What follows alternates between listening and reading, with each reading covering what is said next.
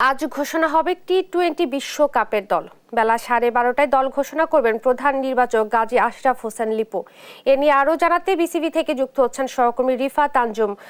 Rifat, তাসকিনের injury সর্বশেষ কি খবর রয়েছে আপনার কাছে, আর 15 সদস্যের দলে কোনো চমক থাকছে কিনা আমাদেরকে জানাবেন। ইশরাত, আপনাকে ধন্যবাদ। আসলে আপনি যেমনটা জানাচ্ছিলেন যে তাসকিনের ইনজুরি যে সর্বশেষ আপডেটটা কি, তাসকিনের ইনজুরি নিয়ে সর্বশেষ যে আপডেটটি রয়েছে সেটা হচ্ছে আমি আজ সকালে বিসিবি যে প্রধান যে চিকিৎসক ডাক্তার দেবাশিস চৌধুরী তার সাথে কথা বলেছি। তিনি আমাকে জানিয়েছেন যে তাসকিনের যে ইনজুরিটা সেটা কমপক্ষে 3 থেকে 4 সপ্তাহ সময় লাগবে সেরে উঠতে।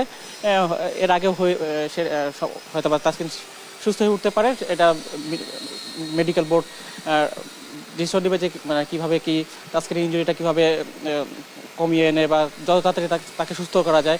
তবে তিনি আমাকে জানিয়েছেন যে তাসকিনের যে আগামী 18 তারিখে একটা অ্যাপয়েন্টমেন্ট রয়েছে আমেরিকাতে ডাক্তারের সাথে, সেখানে হয়তোবা তিনি ডাক্তারকে দেখানোর পরে হয়তোবা একটা সিদ্ধান্ত জানাতে আসতে পারে যে তাসকিনের সুস্থ হতে কত সময় লাগবে।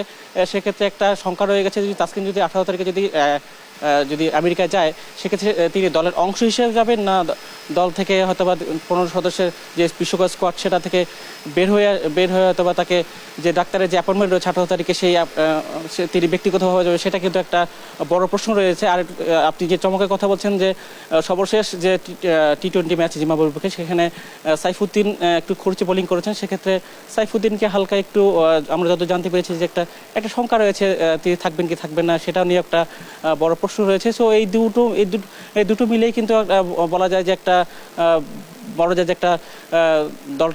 দলটা কেমন হবে না হবে সেটা নিয়ে হয়তো আর কিছুক্ষণ পর জানতে পারবো। 12:30 নাগাদ দলটা ঘোষণা করা হবে। তো দল যখন ঘোষণা করা হবে তখন সর্বশেষ আপডেট আপনার এখান থেকে জানিয়ে দেবো। ইশরাত।